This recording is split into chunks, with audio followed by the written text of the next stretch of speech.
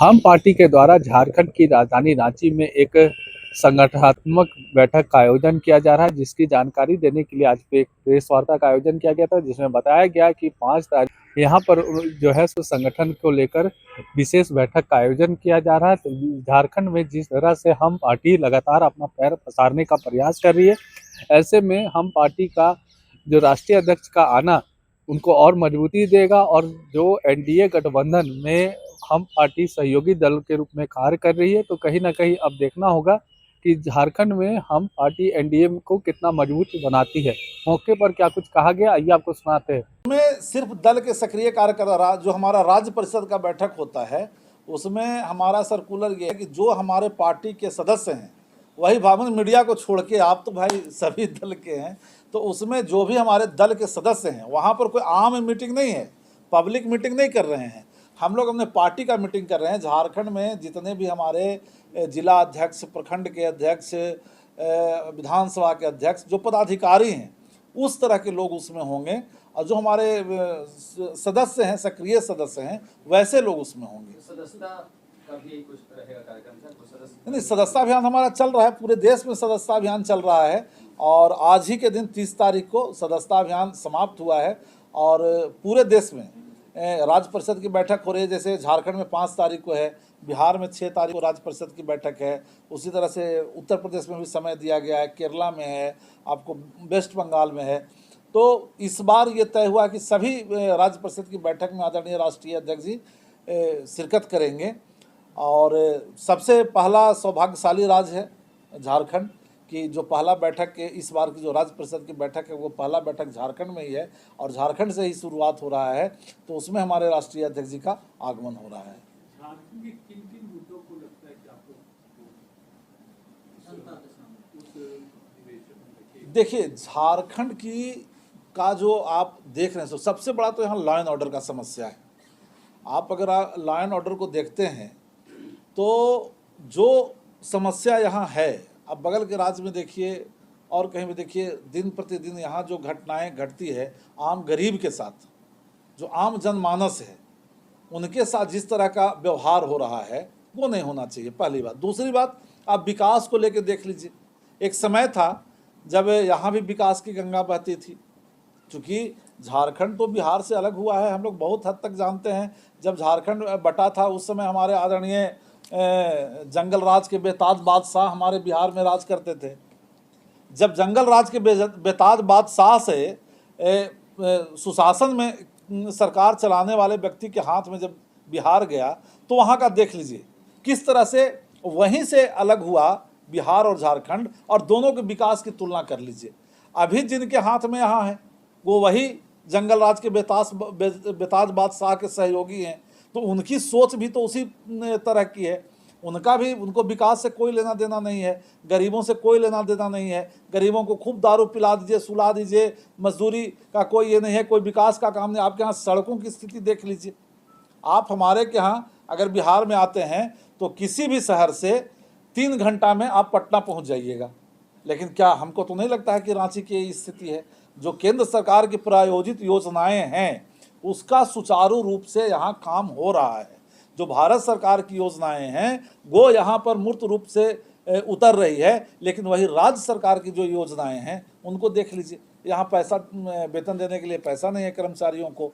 तो बहुत तरह की समस्या, एक बात नहीं है। किस एक बात को उठा के हम बोले कि हम इस बात को उठाएंगे?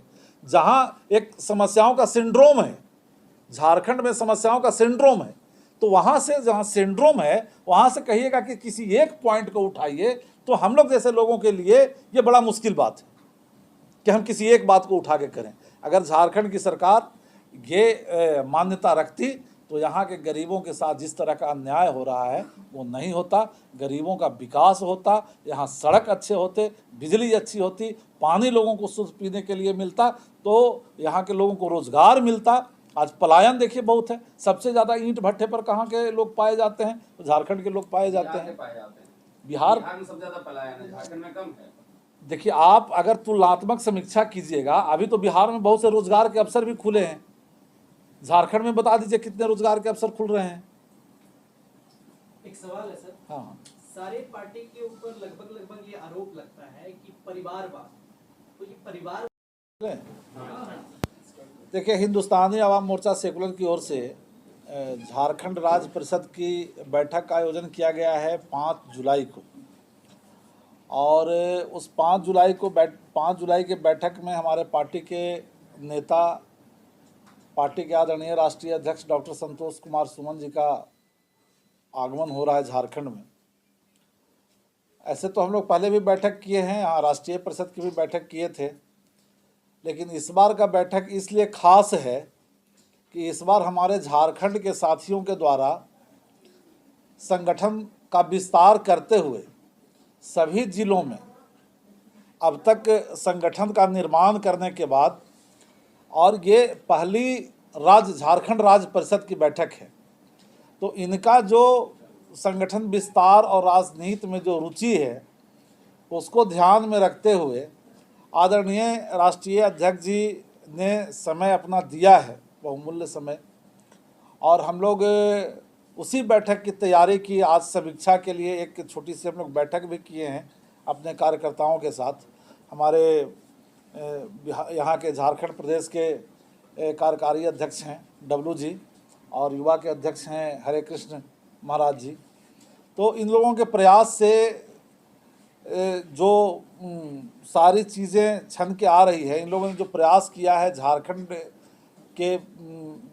राज्य में संगठन विस्तार का, और मूल रूप से ये कहिए कि देखिए, हिंदुस्तानी अवाम मोर्चा कभी भी जाति धर्म की राजनीति नहीं करती है। हम लोग गरीब की बात करते हैं, हम लोग गरीब की आवाज़ को उठाते हैं, और गरीब किसी जाति विशेष में नहीं है, सभी जातियों में गरीब है, सभी धर्मों में गरीब हैं। तो निश्चित तौर पर झारखंड के भी जो गरीब हैं, जो उनकी हकमारी हो रही है, वर्तमान सरकार जो उनके नाम पर वोट ले रही है लेकिन उनका काम नहीं कर रही है, जितना उनको हक मिलना चाहिए वो उनको उस हक का फ़ायदा नहीं मिल रहा है। तो इसी उद्देश्य से, चूँकि हम लोग पड़ोसी राज्य में हमारा संगठन सक्रिय है, और झारखंड राज्य में भी कई जिलों में, जैसे उदाहरण के तौर पर अगर हम आपको बताना चाहेंगे तो चतरा है, पलामू है, धनबाद है, हजारीबाग है, ऐसे कई जिले हैं। संपूर्ण झारखंड प्रदेश में हमारे नेता को मानने वाले लोग हैं, हमारे पार्टी के फॉलोअर्स हैं, और वो चाहते हैं कि झारखंड में भी हिंदुस्तानी अवाम मोर्चा सेकुलर अपनी सक्रियता दिखाए और झारखंड के सत्ता तक ये पहुँचे, और उस सत्ता में पहुँचने के बाद हमारे लिए काम करे, झारखंड के गरीबों के लिए काम करे। तो इसी नीयत से, इसी उद्देश्य से हम लोग झारखंड में संगठन विस्तार कर रहे हैं, और 5 तारीख को आदरणीय राष्ट्रीय अध्यक्ष जी झारखंड के धरती पर आएंगे। रांची में कौन सा हॉल है? मोमेंट रिसोर्ट में विक्टोरिया हॉल है, उसी में ये कार्यक्रम को रखा गया है, और उसमें आदरणीय राष्ट्रीय अध्यक्ष जी अन्य बातों की घोषणा करेंगे। क्या लगता है झारखंड में ये पार्टी फल फूल पाएगी? क्योंकि परिवारवाद को लेकर के हर पार्टी में अपनी एक अलग जंग है, उसको लेकर के क्या है?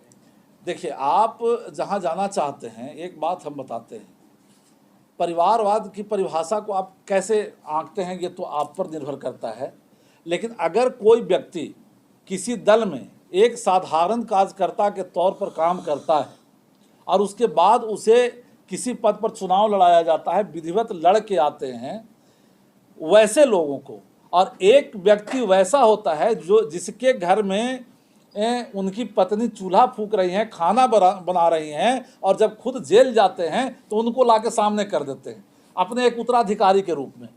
तो परिवारवाद का मतलब ये नहीं कि कोई व्यक्ति आम कार्यकर्ता की तरह आम लोगों के लिए, जैसे सारे कार्यकर्ता दरी बिछा रहे हैं, सारे कार्यकर्ता जो काम कर रहे हैं पोस्टर लगा रहे हैं, बैनर लगा रहे हैं, और उसमें उस नेता का बेटा भी अगर बैनर पोस्टर लगा रहा है तो वो आप परिवारवाद की श्रेणी में लाइएगा। परिवारवाद की श्रेणी में वो लोग आते हैं जो कुछ नहीं कर रहे हैं, सिर्फ अपने पिता के नाम पर, अपने पति के नाम पर डायरेक्ट उठते हैं, घर से उठ के आके और राज सत्ता संभालते हैं, उनको परिवारवाद कहते हैं। तो यहाँ जो है, यहाँ जहाँ आप इशारा करना चाहते हैं, मैं स्पष्ट आपको बताता हूँ, बाराचट्टी से विधायक हमारी हैं ज्योति देवी जी, वो हमारे दल बनने के बाद विधायक नहीं हैं, 2010 में वो विधायक बनी थी जेडीयू से, और जेडीयू से उनका 2015 में सिर्फ इसलिए टिकट काट दिया गया था कि वो जीतन मांझी की समधन है, और हमारे पास 21 सीट मिला था।